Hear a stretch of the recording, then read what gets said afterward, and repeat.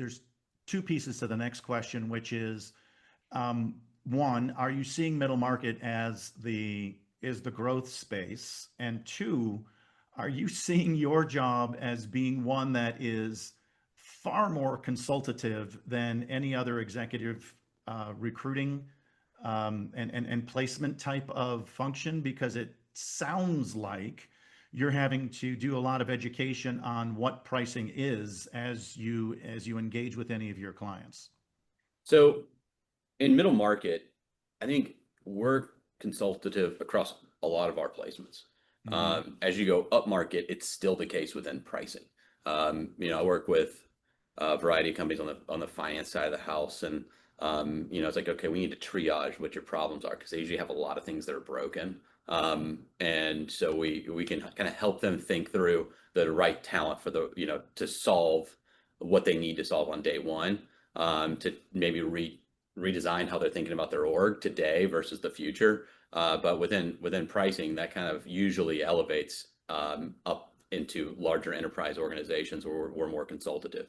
So a lot of it is, I'm not going to say hand-holding, but it's, okay, here's what we want to accomplish, and here's what the talent market looks like, and here's what they can bring in at certain price points, and which skills matter most, right? We can bring in a secondary resource to handle this problem, but the real big picture piece you need is going to be over here, especially within software and different other areas where there's kind of the deal desk element.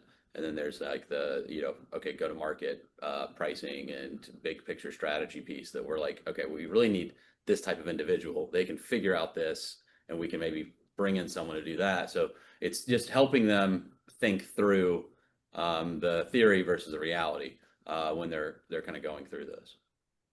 I think the other part of that is a lot of times in the private equity middle market, private equity acquires a portco. Part of the diligence was that there was some sort of pricing lift that they were getting, that they worked into their purchase price. Day one, they're happy they signed the deal, and day two, they want to know where that pricing lift is and when is it going to start hitting the financials. So oftentimes, these are companies that didn't have really a history of a pricing function. Things got done, but they were spread out over finance and sales and marketing and who knows.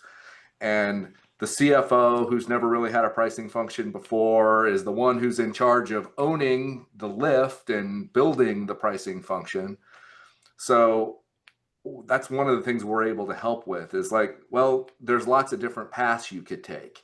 Do you want to build capabilities in-house, or do you want to bring in consultants? Do you want to bring in pricing optimization software? Do you want to do pricing optimization software and consultants? And all of those decisions on that path sort of help inform what the boxes look like on the org chart and the people you need to put in those boxes. My last pricing role as a VP of pricing for Fencing Supply Group. It's a manufacturer, distributor, about $1 billion, private equity backed of fencing materials. And they'd gone all in when they got bought by their last private equity turn on building out a pretty large pricing team. And I had a director of analytics and I had a data scientist, and they were awesome. And I was replacing somebody in the role. And we were getting to a point where, hey, all the tools and everything were built. And I was going to the CEO saying, hey, so what do you want me to have our data scientists start working on next? Like, how do we evolve this team? It's like, well, what do you mean? I was like, well, the pricing capabilities, the fundamental tools that are going to be built, like, can we have them work on some supply chain optimization or do some stuff with FP&A? Because we need to keep him engaged. So thinking about how as I was exiting, we were talking a lot about how do we start to involve that part of my team to still handle pricing, but also become enterprise analytics and broaden their scope. So I think that's just a long-term thinking you need to do with your building capabilities team if you decide to build them in-house. Yeah, and to piggyback on that, I mean, as most people know, when you're sitting in that center of the Rubik's Cube for pricing, you're touching, product and sales and finance and everything, and supply chain, demand planning and procurement, and you kind of get the full visibility. And some of the folks we place are kind of their fittest athletes. People came to pricing, as Jon mentioned, from all different walks of life. I mean, shoot, Ryan came from music. And I think that's one thing that's unique about the space. And then the right individual can kind of define what their role is in the next phase. Because I get that question of like, well, if we bring in this person, it's a 3-year lift, a 2-year lift. Then what? What's the career path? How do we, and sometimes I get the feedback like this person has only they've been in 4 roles for 3 years each.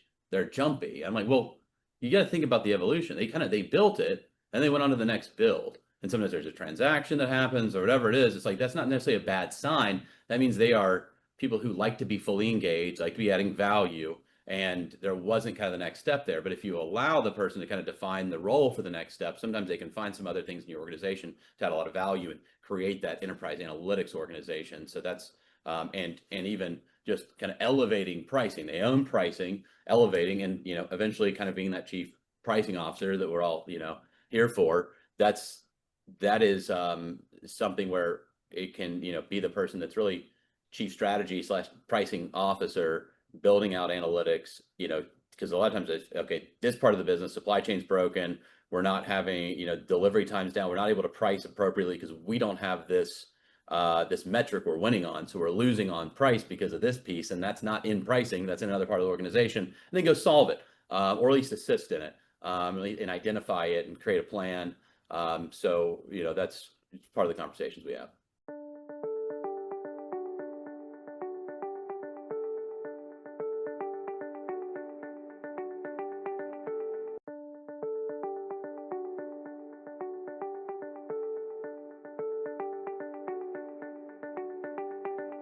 Looking behind the curtain a little bit on what it is you do as you go through the recruiting and placement process, so that we can understand a little bit more of what's going on in order to get ready if we're actually going through the process with you. I continue to see some signals out there that says we as pricers and price leaders are a bit of a unique animal.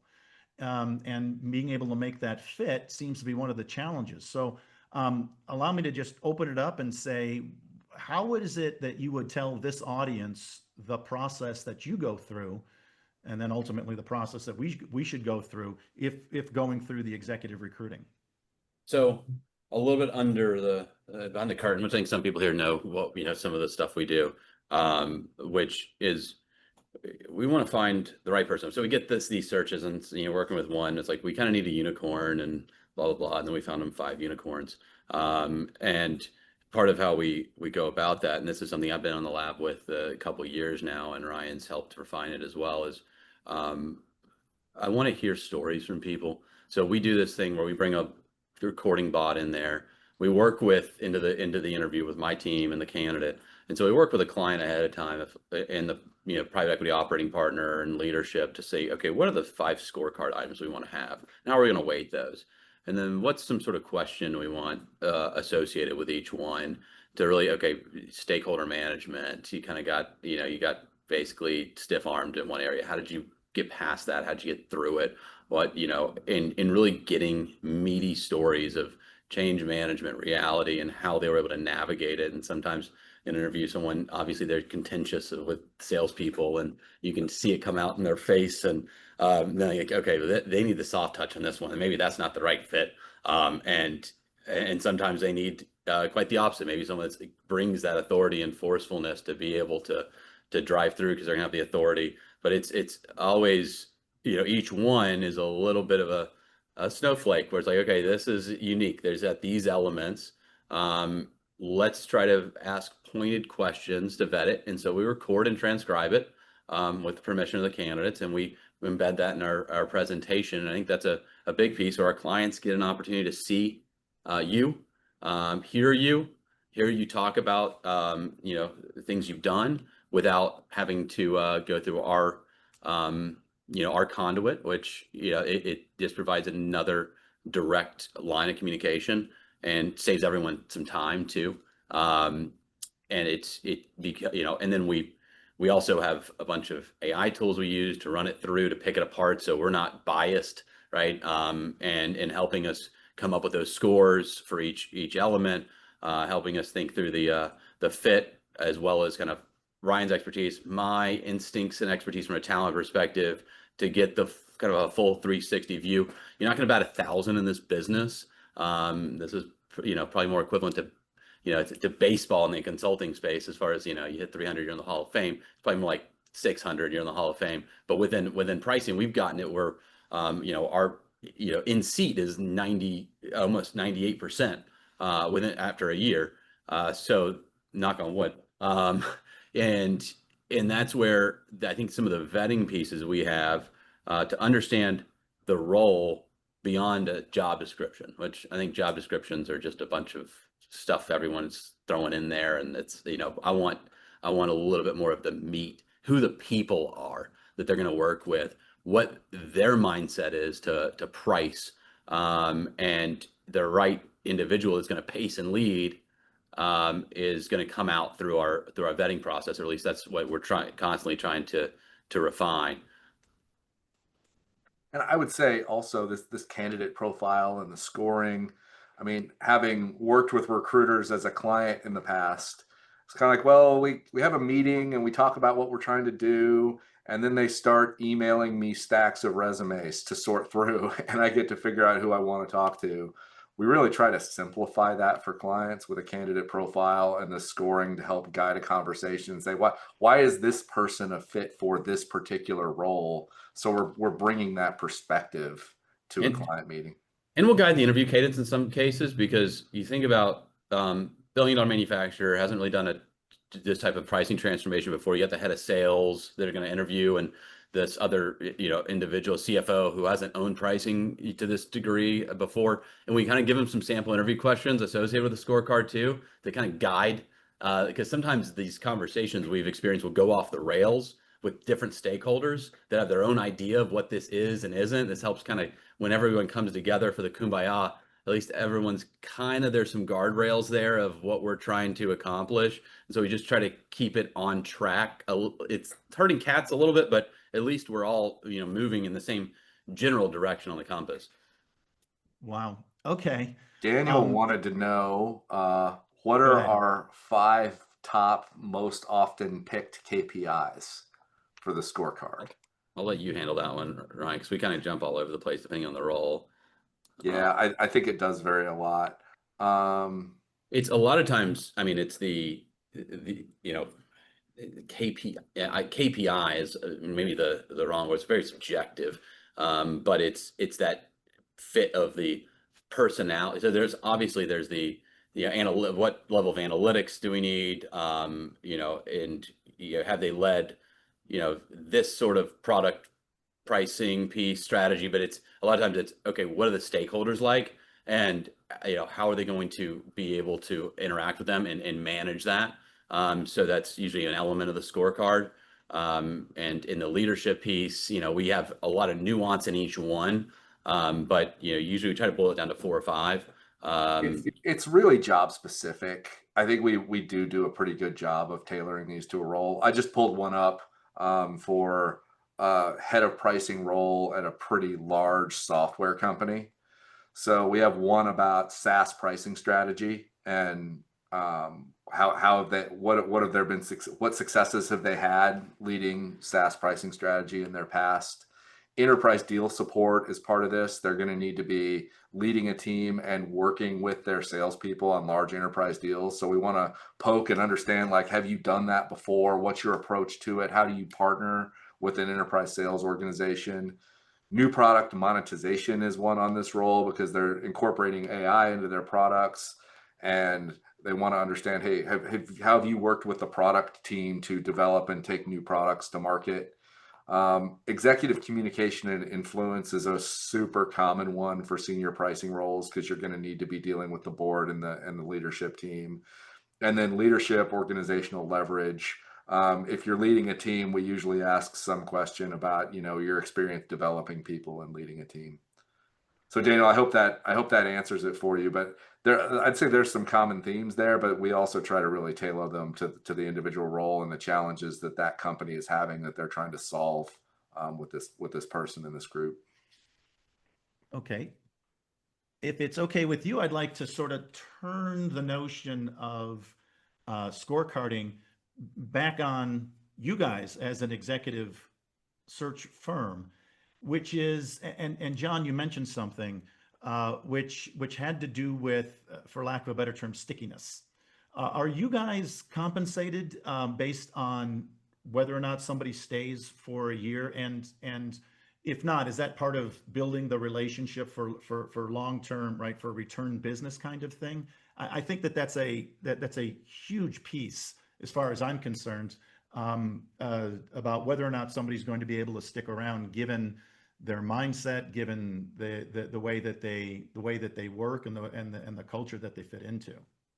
So, I mean, yes, we have guarantee periods that last over the course of a year with there's discount schedule involved. And I tell every one of my clients, if there's some sort of red flag you're seeing, just shoot us an email, give us a call. We'll pause the discount, so to that point in time, and we'll honor it on the back end, because our goal, like you said, is to get the W. That's, I always tell my team this, like, getting wins in the market is way more important than getting fees, because wins will equal a lot more fees if you want to think about it selfishly. And as far as thinking about the stickiness, it's, being honest on both sides of the ledger in my job. And I've emphasized this heavy to my team, which is, and it's a lot easier to sleep at night too, which, if someone's not going to be intellectually engaged the way they want to, we want to identify that and not let it just kind of, seep right under the surface. If we can identify something, and that's maybe where early on I failed a few times on that, and it wasn't a dishonest element. I just didn't have the reps to see it. And that's one area where I wanted to get better, because there's no worse feeling than taking someone out of a good job and putting them into something that's like, throwing them right into a frying pan. So it's like, let's try to vet this as best we can.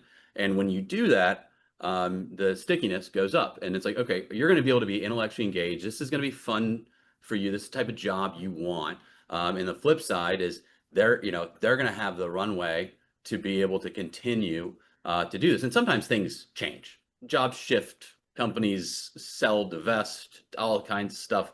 There's always risk. There's risk staying where you're at. There's risk in the new role. Sometimes just the devil, seems less risky, and sometimes it's, that's just perception, is reality. But a lot of people look at private equity as more risky. When you kind of look at the stats, though, it's usually not quite the case.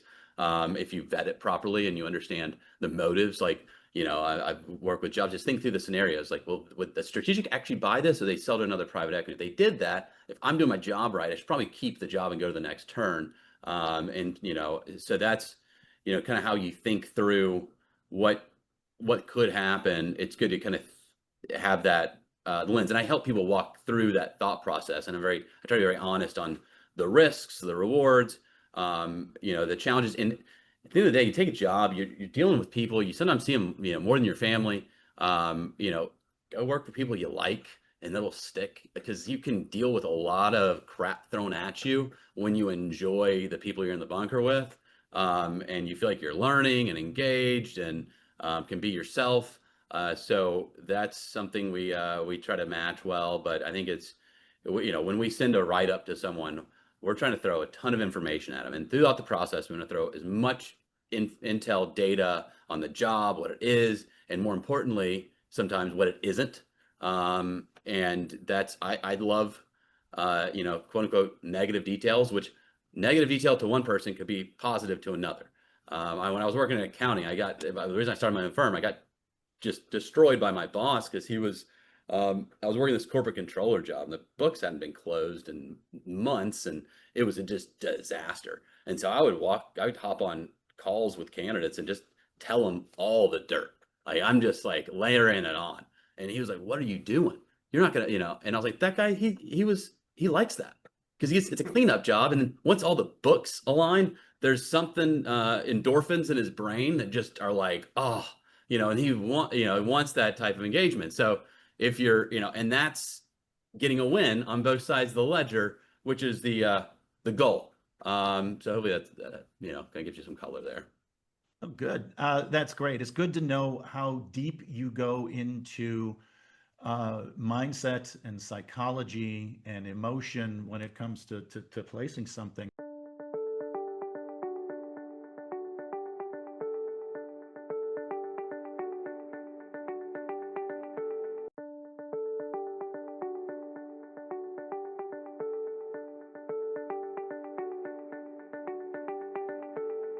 I've got two questions about if we could shift Please. toward market trends. And I've got a micro and a macro question for you as you take a look at the pricing leadership market.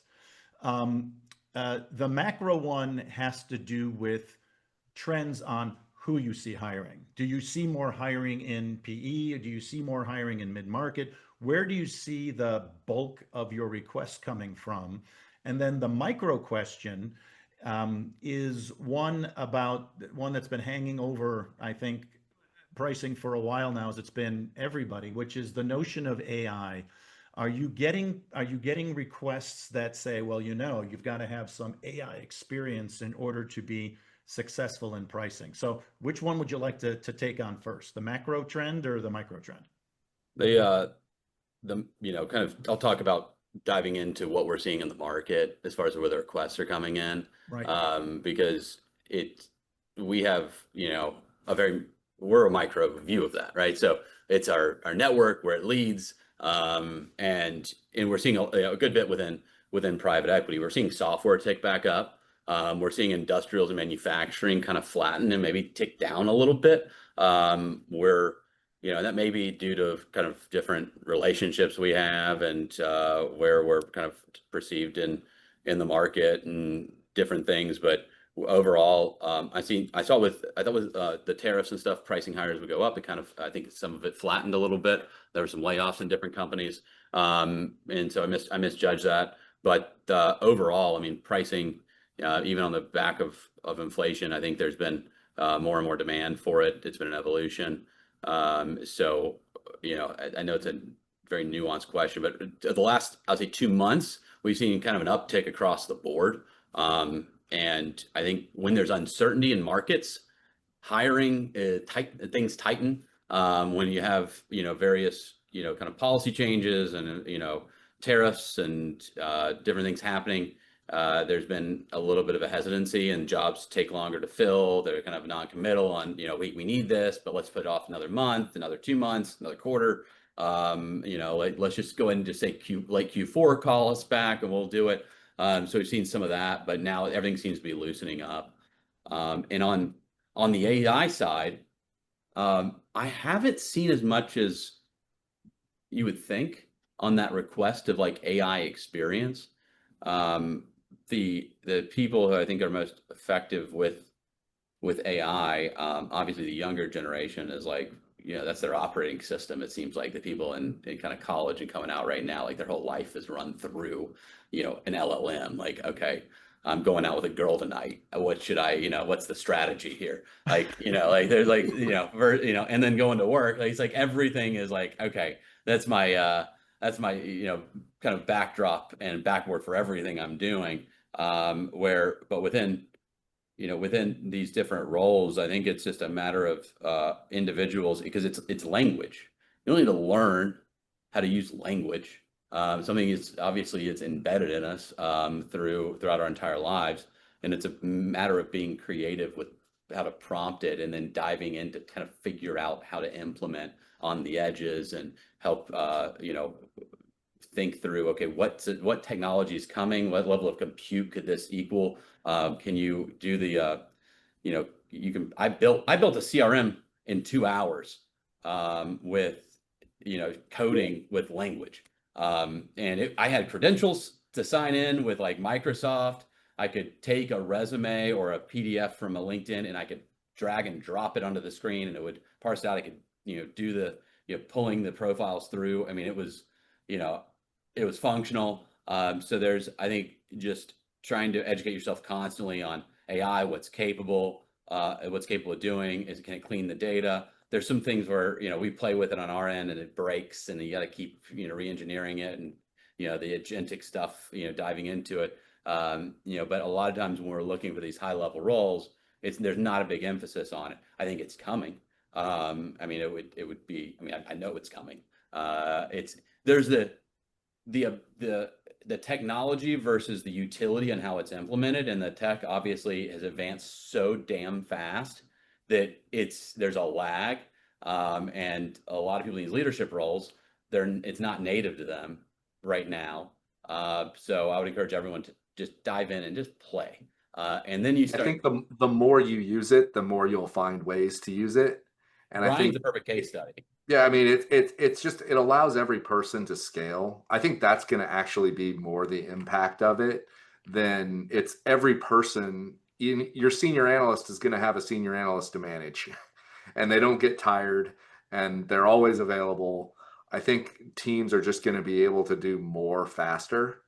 But in terms of, have we started seeing it in job recs and requests? Like, has this person, are they fluent in Chat GPT? I haven't seen that happen yet. Okay. And So I'm sorry. I asked the question right from a selfish perspective, which is we, as the Chief Pricing Officer.com community, are going to be putting out some position papers. And that's the collective of what we think and are willing to broadcast to the marketplace, say a Wall Street Journal op-ed. And the reason I asked that question is, are you seeing in the marketplace the demand for some command of AI?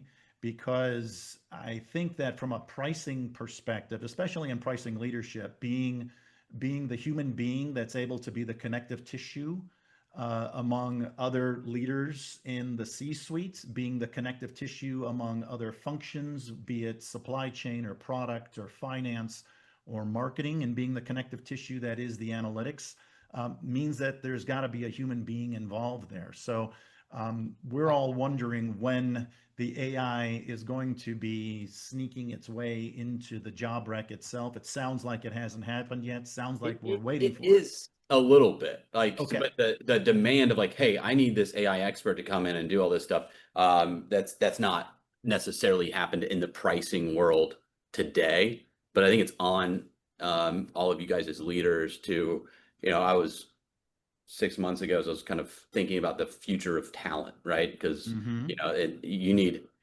creative subject matter experts that can command an army of agentic AI, right? So there's building your organization is going to be thought about differently, so that you get to that kind of senior level, and you can now you don't need 10 head count, you need one, and you've got a lot of these AIs you can build that do a lot. I mean, that's what's coming. And how fast it gets here, we'll see. But I think constantly thinking about being on the edge of that is the key. And before the top of the org is replaced by AI, I mean, God, that'd be that's scary. Like, that's a long way away, I would think. We're There's all out so of a much job then. utility that can be created with leveraging the tool, and it's a little messy today. But even with you can put all the bots in the sales meeting and understand the negotiation strategy and plug all that data in, and so much feedback from sales and how to get better from sales effectiveness. I think there's so much that can be leveraged today, as well as kind of connecting that to pricing. We've seen quite a bit of really interesting stuff being where it's being there's real value and utility to scale sales in conjunction with pricing.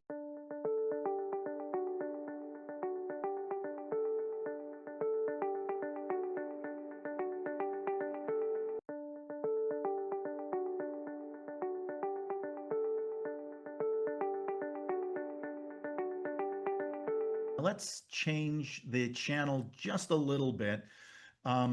As you know, we have a large collection of those who have multiple decades of pricing experience. If you could just take a moment and speak to those that are developing, our aspiring chief pricing officers. We got a question here from Alex Howe. As an aspiring CPO, what would you say is more beneficial? Getting deeper, like a PhD in pricing or revenue management, MBA, EMBA, or is there something else involved, especially when you think about placing these folks in senior roles? This might not be popular. I don't think you need to go to school to learn this stuff. I think there's so much you can. I mean, AI.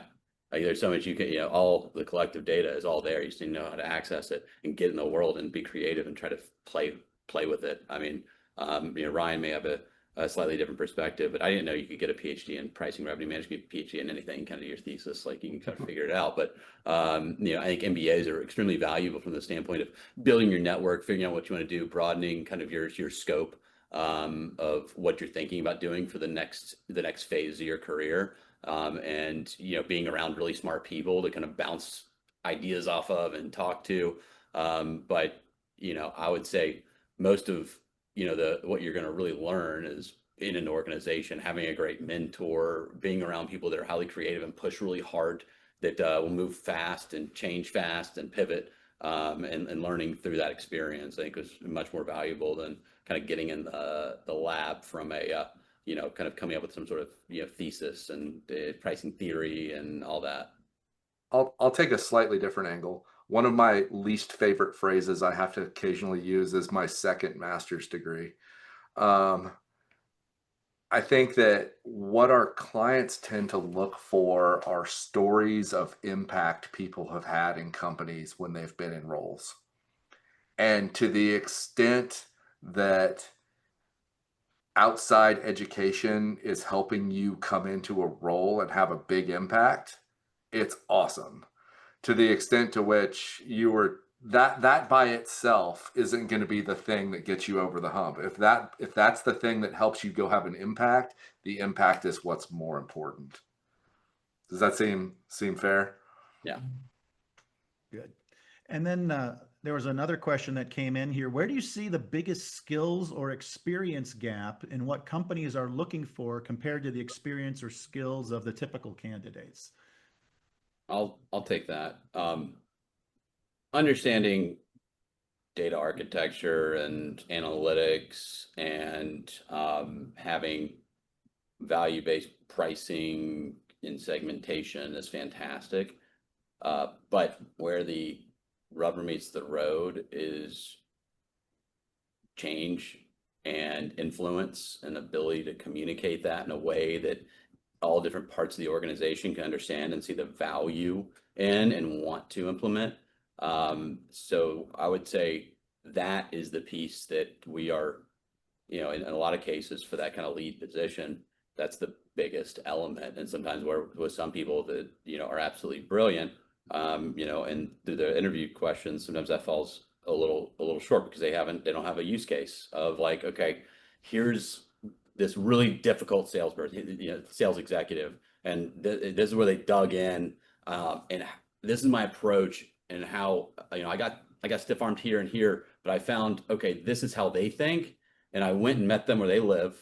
I rode around with sales, understood their customer. I tried to get in there, and then I was able to come back with a different approach to the sales leadership and say, okay, if we did this, would this help? Should we measure it, and just see? And then you get the results, and then you come back and you take the soft approach. That's where sometimes through the interview process, I don't get that with some candidates that are absolutely brilliant, but they haven't kind of gone to that level yet. So I would say, because every role has different strategic commercial acumen that's needed, analytics and tactical skills that are needed. But it's really the change and transformational leadership that we're usually having to go through. We have to go through a lot of profiles to find those right matches. So could I maybe categorize that as experiential storytelling? You've had the experience and you are able to communicate that experience in the form of a story. That seems to be a thread that's run through this entire conversation. Do I have that right? Yes. We've got all these other things, and sometimes people are extremely strong here, and we can kind of deploy them in that manner, right? So it's like, okay, you've got a really strong leader over the pricing org. They can help drive that, and they can influence. So but if this person is going to need to be the tip of the spear from an influence perspective, that's more important than having the best analytics, because getting 70-80% of the way there that can actually be implemented is a lot better. Having the wrong pricing strategy can screw up the whole company. But if you really want the change, you've got to have that piece, or your beautiful Ferrari of a model isn't going to matter. And sometimes there's a practicality as well. Identify, okay, we're getting enough juice here. We don't need to reinvent this and build all this out. Here's where we we can get the ROI for the effort. So I think those pieces is kind of the common sense practicality. That's where the EQ IQ thing is always talked about within pricing. Great.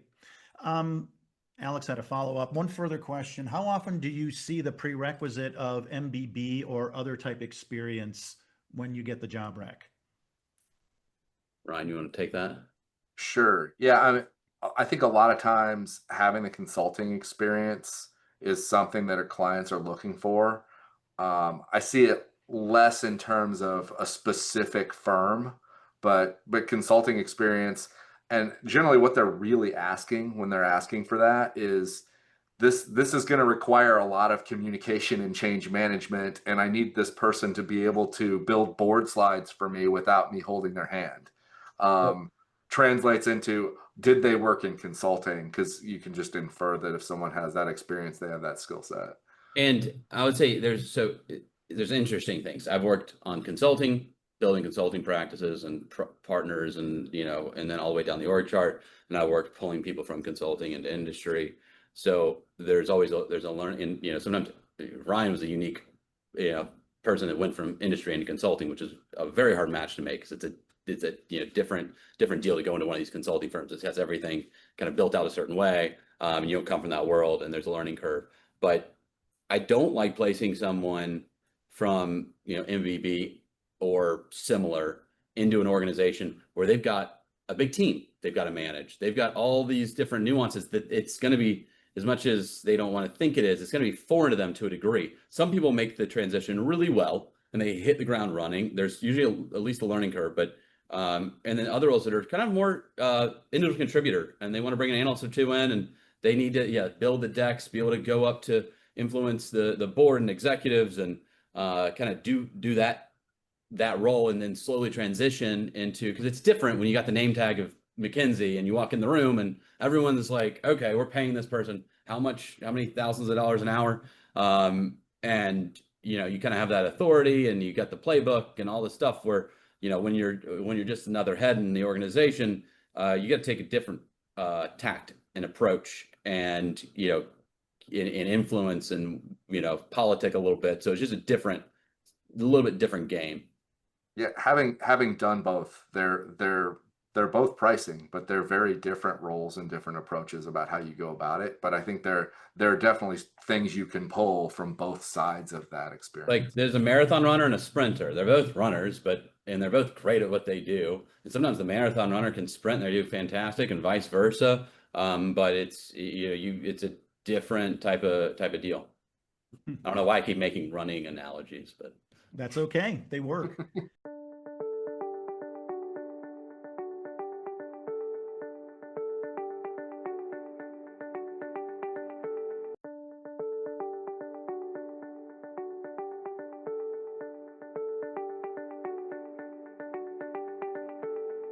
For those that are looking to make a job change,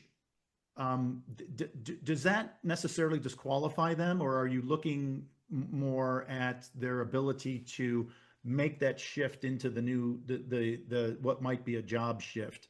That's the first half of the question. The second half of the question is, and to the extent that the person needs to develop some skills, are you helping them develop them skills or coaching them? Or maybe, Ryan, that's an opportunity to talk about how you're putting together some education. So two-part question there. Yeah. So, yeah, go ahead, John. You go ahead. You got No, you go first. You go first on this one. So yeah, I mean Ryan's got the tool that we use for more the lower level. And as far as and sorry, what was the first part of the question? My brain. How well are you able to see into somebody's current experience and say, you know what, I think that might be, completely applicable to what it is they're trying to do in terms of a career change? So you think career change, like someone trying to come into pricing, or maybe go into a different somebody job? that's actually been, driving an organization that's been doing a lot of calculation, sort of the deal desky side of it, and then actually reach out and say, but they've got real insights in terms of marketing and can make that connection into marketing and leadership. So for me, I get paid a fee, right? So we find people that are ready-made for the job, and we've got a great network. We usually don't have a problem with filling it.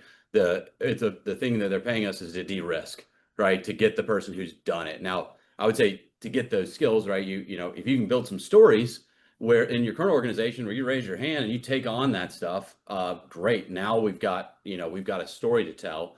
And sometimes with some of these roles, it's like, hey, we're solving this problem on the deal desk side. You're going to come in and do this. We're not ready to solve the next problem, but it's there for you to take it. And that's where we can help kind of position someone to come in and look, we see something in the individual. They haven't necessarily fully, taken a full rep at this, but there's an instinct, and you can see in people's careers, they've taken on projects outside of work. They go and like kind of just always trying to learn and figure things out. And there's problem solver. It's like, well, they solve problems in these 3 parts of the organization successfully with a really cool story. Odds are they're going to figure this out for you too. So I love placing, I call it the fittest athlete, just an individual that, can come in and affect positive change no matter where they're thrown. So that's where we can, I am always very happy to make that pitch to my client when I see someone that has that. But we've got to have some real data points in order for us to be able to help them with that transition. Does that answer your question? I think it did. I think an interesting thing about our approach that isn't typical, I think, with most recruiters in this space is we really are focused on getting our client to win. We want to get somebody in the chair who's going to really help them put points on the board. Where I think what Jon experienced other places and earlier in his career is, oh no, we want to get a candidate placed so we get our fee. So you polish them up. Like you coach them before the interview and all that sort of thing. And so that the client will buy the product. It's almost like, hey, I found this product. I really want you to buy it. So we polish up the product. And we actively don't do that. So if somebody shows up and they're in flip-flops and a t-shirt in their car for their CEO interview, and they don't start off with some sort of an explanation as to why they did that, or, we're not prepping people. We feel like that's just another data point for us. If they ask me for prep, I'll give it to them, but it's got to be their idea.